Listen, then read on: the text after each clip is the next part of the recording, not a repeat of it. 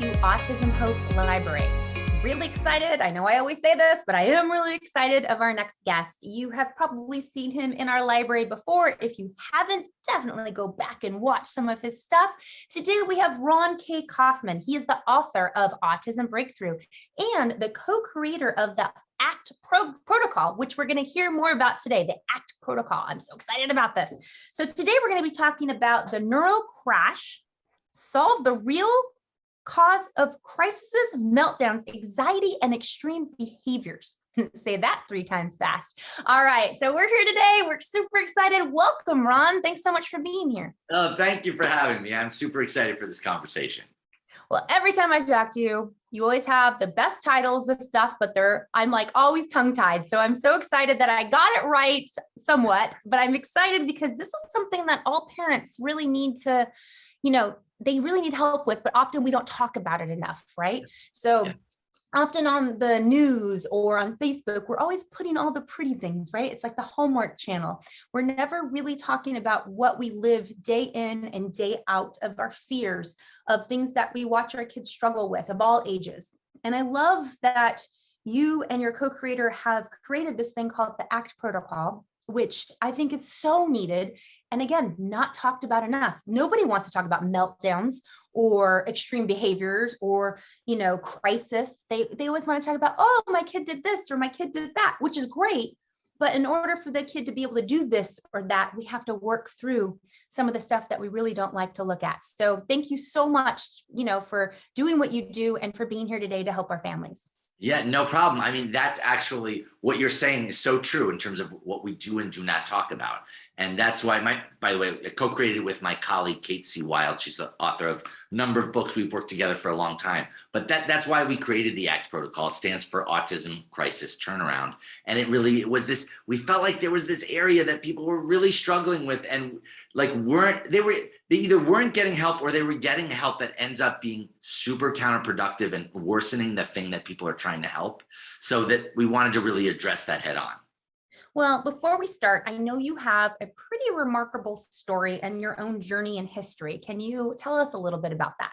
Yeah, I'll just say real quick. So I've for anyone who's listening, I've been where your loved ones are, whether I know you might have a 5-year-old, you might have a 25-year-old, but when I was a young boy, I was diagnosed with severe autism. I had no language or communication. I was very much in my own world, and my parents really did something amazing with me and something really different. They called it the Sunrise Program, and they spelled it S-O-N because I was their son, and they worked with me for a little over 3 years, and I grew and blossomed in a whole bunch of different ways. I'm this guy you see right now, and really I went on to do all these things that my parents were promised I would never do. From I travel the world and do lectures, at least before COVID, to, yes, I am married. I have a wonderful wife named Dilma. And I just really feel grateful that, I really got this unique opportunity. I have a unique set of parents. And so for me, this isn't like an academic subject or a career subject. It's something super personal. That's why I wrote my book. And ultimately, the reason why Kate and I created the ACT protocol was because I just felt like this is just yet another area where our loved ones are just not getting help that can really work with them instead of against them. So you say that our loved ones that are on the spectrum, I've heard you say this, are having neural crashes. What is a neural crash? Yeah, well, this is super important because what's actually happening is that, okay, so let me just define a term real quick before I do that, which is a term that we could call the imposed situation. And that's not complicated. It's just basically the environment or circumstance that our loved one on the spectrum are being exposed to, usually without their say-so. So where a neurocrash comes in is it's when the imposed situation that our loved one's exposed to overwhelms their brain so that their normal coping mechanisms shut down. And then that manifests a lot of times in behaviors that a lot of neurotypical people see as very extreme. It can be yelling, screaming, hitting, biting. It could be swearing and saying, I hate you and hope you die. It could be just experiencing deep and intense anxiety or constant fights with siblings or a really difficult time in school such that maybe they even get kicked out. Oftentimes this will also happen around deep transitions in life, like puberty or the death of a loved one or moving. So these are manifestations of a neurocrash, but again, it's the neurocrash that's the thing that's causing that manifestation. And then what we try and talk about is like, hey, so then what's causing these neurocrashes? Because if we can really identify what's causing them, we can circumvent them before they happen. I love that. Now, when it comes to crisis, meltdowns, anxiety, all of that stuff, I feel like, often, you're blaming the wrong thing, right? So when we're looking at that environment, right? Where do parents turn? Because I know for me with my son, obviously, my son, right? We've been friends for anyone watching or listening. Ron and I have been friends for, I think, almost 15 plus years, right? So yeah, more than 15 years. Wow, time goes by fast. But I know as parents, it's very challenging. It's very challenging because you feel like you're walking on eggshells often. You're like, okay, they're doing good. I don't want to rock the boat. I'm like so afraid they're going to have this meltdown. And I feel like for parents, and I can speak for myself at least, you almost get this PTSD thing around your children having a meltdown and when I talk about a meltdown, this isn't like a normal tantrum of, normal, and I hate to use the word normal, but like a neurotypical 2-year-old or 3-year-old. We're talking like aggressive, biting, kicking, putting holes in walls, breaking things, to the point where you're scared. And I've been in that situation. I've been in that situation where I've been scared of my own son. And, people know my story. They know that we're doing much better now. So I'm very grateful for that.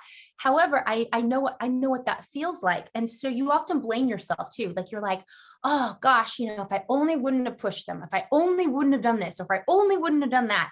And there's this whole kind of guilt thing around it. And then you end up walking on more eggshells. And here's the thing I've learned, and I'm excited to hear your take on this, is that it doesn't matter what you do. Like you could be perfect and do A, B, C, D exactly the same way you do it the day before and the day after, and it can still happen. And that I always say, you just don't know what's going to happen. It's like with autism, it's unpredictable sometimes. And so, when you're helping families out there, when you're coming to these crises, right? Like, do you ever see families that are, blaming themselves and it's hard to understand like there's actual tools out there that can help them? Well, they're kind of caught between a rock and a hard place, the families, because either you're absolutely right. I've talked to a lot of parents who are blaming themselves. If I was just a better parent, if I did this differently, this would be different. So there's that piece, right? That's part of, I would call blaming the wrong thing, right? Then there's a lot of, on the other side, probably a lot of reason why this happens actually, is that a lot of these parents are told, in a sense, your child is the problem. No one says those exact words, but like, they have a behavior problem that they really needs fixing, and they need to learn they can't behave that way. Or they get told that the autism's the problem. Like it's just, that's the issue. So what we really feel like we've seen, Kate and I have seen this for so many years, is that actually all those things, they end up blaming things that are the effect instead of the cause. And so we spend a lot of time putting out, not we, but people, putting out fires, trying to stop the walking on eggshells. That's a great way of saying it.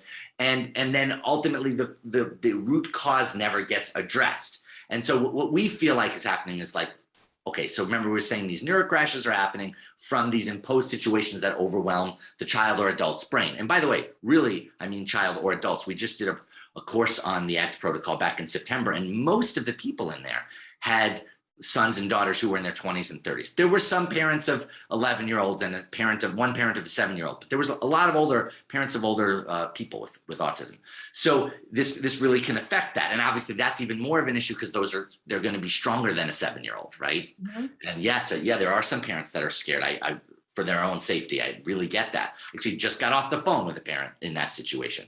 And so if we want to stop blaming the wrong thing, it means we got to go back to the cause. So what we see is happening is ultimately there's like a buildup of certain imposed situations that have to do with causing sensory overload for that person, And so that eventually we say they hit their sensory wall. We often refer to it as S4, that our loved ones have S4, super sensitive sensory systems. And so it builds up. It's not like everyone wants to think there's like one trigger, but actually what often's happening is it's not one thing, it's all the things. And there's things building up around that are increasing the sensory load. So that's one thing. Then because our loved ones have this heightened need for predictability and control, that's often being disrupted and violated unintentionally throughout the day by different people and different events. So then they're getting not only closer to their sensory wall, but closer to their control wall. And then on top of all of that, because they relate to people differently, they're often not met where they are. And so there's a trust deficit that the very people who can most help them, who's like all of us, are often met with resistance because there's this trust deficit. So then eventually that builds up. Again, it doesn't happen all at once, but it builds up. So eventually they're like an inch away from their control wall or their sensory wall. They hit that wall, boom, they have a neuro crash. But if we can actually address what are all those contributing factors, which is what we do in the ACT protocol, we're saying, hey, we have 5 turnaround tools that work on pulling all of these down so that you can circumvent these kind of things before they happen. Well, and let's talk a little bit about the importance. I like how you guys say SOS. So let's talk about the importance, which I think ties in great with, not hitting or trying to not have them hit the wall, right? Because they're so close. Let's talk about the importance of recognizing SOS before it's too late, right? Because I know a lot of parents, they just don't recognize that. And can you explain that? Yeah, this is really important too. Actually, so when I say there's 5 turnaround tools of the ACT protocol, actually the very first one is getting really good at recognizing SOS. We actually call that skill of getting better and better at it socioception. It's just basically getting better and better at recognizing these things. SOS stands for signals of stress. And, basically our loved ones on the spectrum, listen, I know you know this, but really, they don't want to have a neuro crash any more than you don't want them to have a neuro crash. That's why it really disturbs me when these are called behavioral issues. It's not like, I think I'll smack someone and break a window today, right? They're doing this because they're in a world that makes it impossible for them to function. So ultimately, they're doing a bunch of things to try and they're white knuckling it, trying not to hit that wall, trying not to have the neuro crash, right? So that's why it's so important to recognize these SOS. Now, there's some SOS that people can recognize because they happen like 5 seconds before. If a child or adult is holding their ears or they're raising their fist, okay, fair enough. But there's ones that happen 10 minutes, 20 minutes, an hour before that you can start to notice. And they're much more subtle. They can be even things like tightening of the jaw or squinting the eyes or making fists, not making fists to punch, but like just making fists at their side, changes in breathing. There's all different, even doing a repetitive behavior, but doing it with increasing intensity, right? Now these, let's take that for just a quick second. So those kind of behaviors that people call stims, they're actually the child or adult trying not to have the neuro crash, trying to cope and process. So when those get more intense, it means they're having to try harder because they're getting closer. So we not only often don't take away what's causing this, but then sometimes we try and stop them from doing the very coping mechanism that's the only thing standing between them and a neuro crash. So yes, recognizing these SOS are absolutely crucial. Well, as these parents are listening, right, I know in my head, I'm like, gosh, I wish, every parent had this kind of handbook, right? It's like, okay, this is happening. Let me look. Okay. SOS. It's like, you need a life jacket. You need a life vest. You need the lifesaver that goes out to save you. And, instead of having to walk on eggshells or be so afraid, I love that you and Kate have created this protocol. I think it's so needed. And again, as I said in the beginning of this talk, it's something that many of us don't talk about. So I absolutely love and just so grateful that you guys have done this. Really helpful. So now let's dive in. Okay, so in the course that you and Kate C. Wild teach, you talk about 7 causes of crisis. What are those?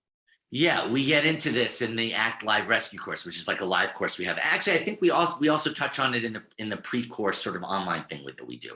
But anyway, there's 7 main causes of crises, which are also the 7 main causes of neurocrashes, since they're kind of one and the same. And basically, I'll sort of bear with me a little bit. I just want to go through a few of these. So one is an adult or a caregiver, instructor, parent who is emotionally agitated. Maybe they're frustrated, scared, stressed out, might not even be at the person with autism, But that is going to feel to the person with autism like a sensory assault. I actually recently had a consultation with a 14-year-old named Van, who was on the spectrum, but he could articulate all the things he was feeling. And he would say that when his mother got angry, and by the way, he didn't have like an angry mother. His mother was just a regular person, but we all get angry sometimes. But he said when she was upset or angry, it felt to him like a tidal wave crashing into him, and he couldn't focus. He couldn't find his words. He really messed with him. So that's the first thing, the emotional agitation on the part of the adult or person with the person on the spectrum. It's really important. And it's not about hiding that emotional agitation. It's actually about not actually having it, at least not while you're with the person on the spectrum. So that's number one. Number two is being pushed. And I don't mean physically. I hope I don't mean physically, but it manifests in a few different ways, such as when the person on the spectrum's no is not being respected, whether that's a verbal no or some nonverbal way of expressing no. Also, when they're trying to be pushed into doing something like their homework or sitting at the table during a meal and they're not ready for that or they're not up for that. And the third way, which I call the arch enemy of autism, but it's the third part of this pushing, is rushing. Rushing is the arch enemy of autism. If you want to drive your loved one to a neurocrash, do lots of rushing. So that it brings in agitation, brings in all these other things that cause problems. So that's another one. Now, number three is invasion of personal space, which is anything from unwanted affection, which I know we do out of love, but if you're hugging and kissing your loved one and they don't want to be hugged or kissed, that's going to invade their personal space, going to push them closer to a neurocrash. If you pick them up and move them, if they're a smaller child, if you're too close to them, and I like to say, taking their stuff. If they're trying to play or arrange something and you take it, that's going to also start to push them closer to a neurocrash. Number four is sensory overload. One of the things I talked about in the last interview is what we call S4, super sensitive sensory systems. And when there's a lot of sights and sounds, and even the way their clothes feel against their skin, smells, that can build up and be very overwhelming over time and cause our loved ones to hit a sensory wall, which then results in a neurocrash. Number five is unpredictability. By the way, who's the most unpredictable? We neurotypicals are. We have different moods. We say dinner's going to be at 6, but then we work late, so it's at 7. So there's we don't always tell the truth to us neurotypicals, not always, right? So this creates an environment that can feel very precarious to our loved ones, and again, move them closer to a neurocrash. So we want to be more rather than less predictable. Number 6 is what we call blurry boundaries. This is an interesting one because what often happens is that most people set a combination of too many boundaries. So they're actually exerting too much control, but they're actually then inconsistent with most of those boundaries. So then it also creates that precariousness. So we actually advocate scaling back, having only a few boundaries, but then being 100% consistent on that. So the blurry boundaries is going to create more of that precariousness that's going to move our loved ones closer to a neurocrash. 2 more, I just want to say really quick. Actually, only one more. Sorry, only one more. I'm like, I thought there were 7. You just no. There's only 7. There's only 7. Sorry. Unless there's a bonus one. I thought maybe you might have had a bonus. I don't have a bonus one. I'll come up with one. No, but the seventh one is something we call a biostorm, which obviously bio meaning biological and storm meaning it's super intense, but it's also temporary. And that can be anything from, Kristen, you know about this more than anybody, but it can be anything from something in the diet, but it doesn't have to be only dietary. It can be actually a medication that worked at the beginning, but now the child or adult develops a reaction to it later. I've seen that happen many times. It can be fumes. There was one, actually an adult who was having a lot of neurocrashes on Fridays. The parents were like, why does this keep happening? Well, that was the day the house was cleaned. So it was like filled with microparticles of all the cleaning stuff, right? So there's that. And even things like, I've been surprised at the effect of dryer sheets. They can sometimes be super intense, both on the skin and on the nose. So biostorms is like the third one. And all those things together, again, it's not that it's one of those happens for 1 minute and it causes neurocrashes. It's that actually there's aspects of all those happening throughout the person on the spectrum's day. So the mission of the ACT protocol is actually to address all 7 and slowly pull them down so that we're not creating that overflow that causes chronic neurocrashes. Okay, I love that. I love that you guys have broke it down, and I'm like going, yep, I've had that one. Yep, I've had that one. Yep, I've done that. For me, the one that really stood out was the rushing. I promise you, if you rush your kid of any age, I think even neurotypical or those with autism, I feel like you're just going to get somebody that has anxiety and they can't process that. They can feel that energy. I promise you, we are always late, always, when it comes to anything I have to do with my son. And I love him, but I cannot rush him. Like I have just learned, and I just try to put in that kind of like a buffer, right? And so where I let whoever we're supposed to go meet, I'm like, okay, we're going to go between this time and this time. And I feel like that's really helped me, because then I'm like, well, they already know. I promise you, our kids know when we want to leave. They know when we're running late. They know when we want them to hurry. And for whatever reason, sometimes I think it's just too much for them to process. That has helped me so much to just go, we'll get there when we get there, you know? But again, putting that buffer in for yourself, or try getting them ready like earlier if you know they could get, longer. Also, the other thing is putting that buffer if sometimes they get ready too fast and you put a big buffer in, and then you're like, oh crap. Now what I'm supposed to do, I'm at the doctor's 45 minutes too early, and I already know the doctors are going to be running 20 minutes late. So then you have to kind of have like a longer route. Like, trust me, I have like had all these different scenarios happen where we're too early, and I notice we're too early. Well, they don't know exactly where we're going, so I just take a longer route and I go around and around, and oh, now we're on time. So again, I love when you said rushing, because I would say 100%, never, sometimes, never, maybe, always, that would be a trigger for us. So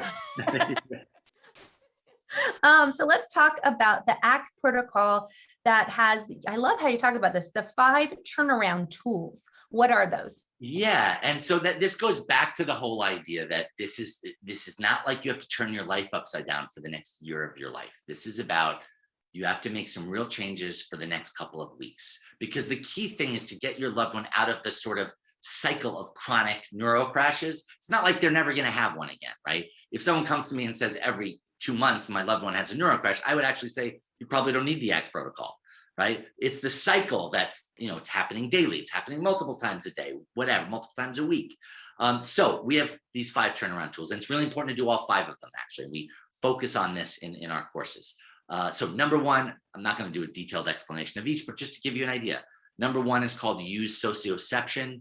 And that is, we touched on that, and actually in our last interview, it actually enables you to use a skill called socioception, designed to detect your loved one's hidden SOS, which stands for signals of stress, which then, if you can detect those early enough, you can circumvent the neurocrash before it happens. So that's number 1. Number 2 is called, I like this one, it's called ceasefire. Ceasefire. And it really is, it's ceasefire. It's really about ending the control battles that are also massively contributing to neurocrashes. Listen to this. We had this mom, she just took the ACT Live Rescue course that we did in September. She had a 32-year-old on the spectrum, and so this is 3 meals a day. Just like imagine this. So he's 32, and this had been going on for more than a decade. 3 meals a day, every time they have a meal, gigantic neurocrash, explosion, aggression, super intensive, 3 times a day for over a decade, right? And so she takes our course. She steps in the kitchen without him, closes her eyes, and notices she can hear like the hum of the fridge and some other things. So she just decides, you know what? Okay, ceasefire. Instead of having a battle over having the food in the kitchen, we're gonna have the food in his bedroom. That's where we're gonna have the meals. And done. Like literally no neurocrashes, no issues around the meals anymore. Like this thing that was a huge part of their life 3 times a day for over a decade is just not happening anymore. It's really cool. And that's like life-changing for that mom. Yes, and for her 32-year-old, right? But I mean, he was probably like dreading eating. Like I would be dreading eating like every single time. And so, and the nice thing is, it's not like it wasn't the car. Like, can you imagine if it would have been in the car and every time they had to eat, she had to take a car ride? Like, I think it's fantastic. It's in his room. It's like, you could then like start making in the living room and then maybe just the dining room, you know what I mean? Or figure out where the less noise is for sensory, input that's happening, because that's such a great like, I feel like that's like, no pun intended, but like aha moment, right? Like I feel Yeah, really. I just think it's a great awakening for them to notice that, because sometimes it's right in front of you, but you don't see it. Yeah, and with ceasefire, with that concept, there's a combination of, there's a bunch of things we can give more control to our loved one and say yes to that we're not, like that. And then there are some things that we don't really want to say yes to. Let's say they're eating all the ice cream in the freezer if we let them. Okay, those are situations where still under ceasefire, we would remove the battlefield altogether. Like we just wouldn't have ice cream, for instance, in that. So we would take away the things that we're fighting over. And all of that is designed to reduce or eliminate control battles. So anyway, that's number 2. Number 3 is so now that we've ceased fire, next step is we got to make peace. You got to cease fire before you can make peace. So basically that's all about that, what I was mentioning before, which is that emotional agitation, and about getting out of this vicious cycle of they get agitated, then we get more agitated, then they get more agitated, then boom. So this is about, we take our level down so they can take their level down, so we can take our level down. So it's really about, we have these particular questions, we call them rise above questions, which are designed to sort of connect the part of you that's freaking out with a back part of your brain that sees more of the big picture, and kind of calm everything down. So that's number 3. Number 4 is called eliminate intensifiers. Now, this is interesting. So there's certain crisis intensifiers, and these are things outside of your relationship with your loved one. So they are sort of sitting like little bombs in your child's schedule or your child's environment, and they're exacerbating and making more frequent these kinds of neurocrashes. And then the last thing, which is number 5, is we say nurture more. Now, I know everyone feels like they nurture their loved ones, but here's the thing: very few people are nurturing and loving and helping their loved one on the spectrum in a way that feels like nurture, love, and help to them. Like, we all love them, we bend over backwards for them, but are we loving them in a way that really feels like love to them? So we have these things called, and this will sound familiar to you, Kristen, because maybe I'm sure you've heard of it, the 5 love languages, right? Everybody's heard of that. Right? So we have these things called the 5 autism love languages, and there are different ways to translate nurturing and love into a language that our loved ones can understand. And the point of that is to really create the kinds of positive interactions in between the crises that strengthen and create a more like crisis-proof relationship, so that it's more resilient, so that you can be a person that can help them when they start to get close to a crisis, instead of having that trust deficit that can often come up.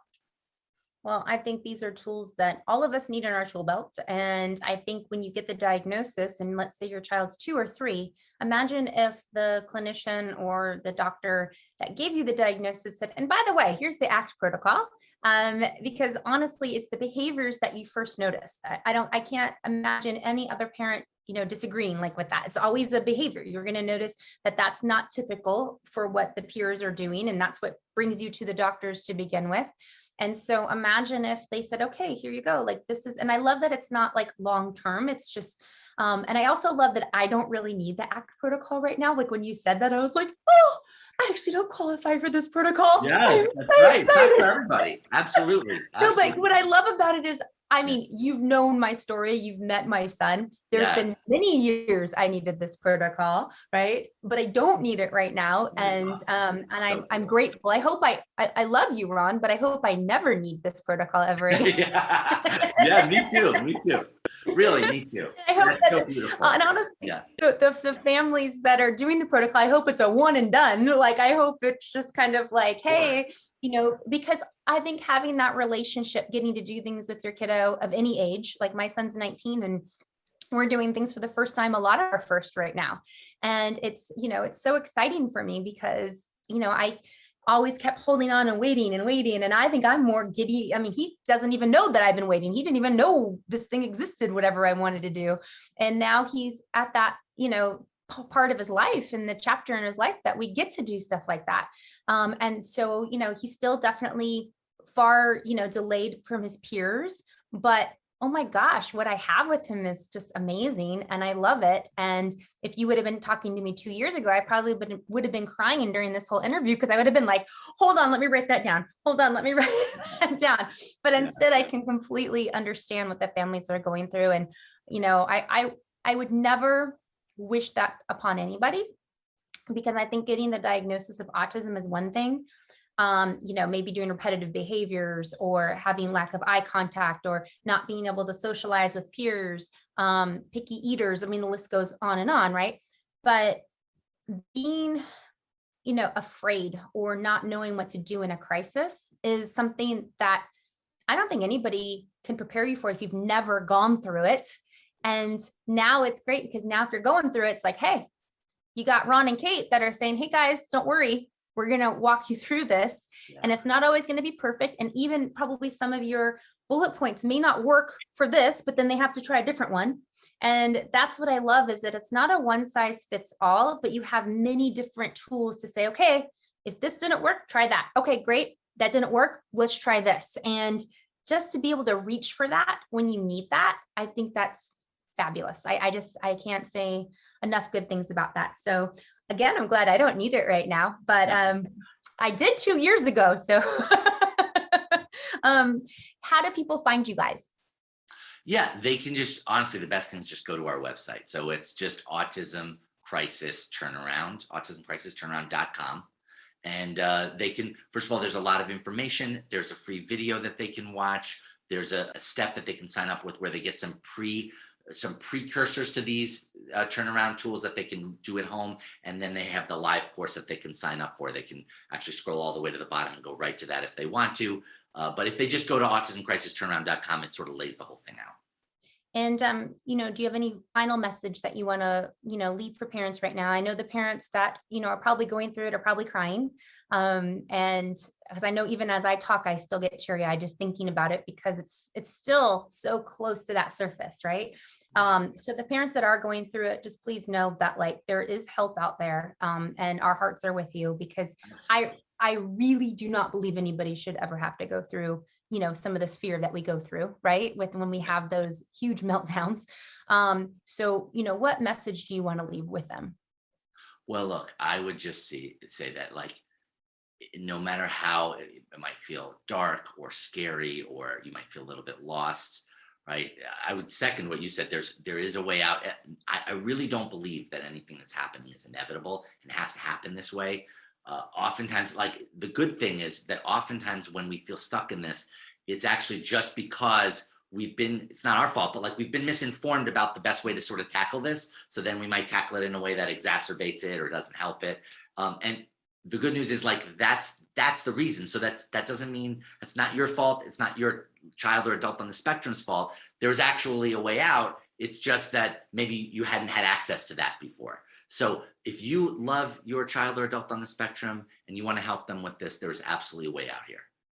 I love that. So again, Ron, thank you so much for taking the time and helping our families. And just thank you for all that you do to make it just a better world, honestly, because at the end of the day, we just want to be happy. We want our families to be happy, regardless of whatever quote unquote label that somebody has, because I just think that's what it is, right? It's just a label. They're still your kiddo.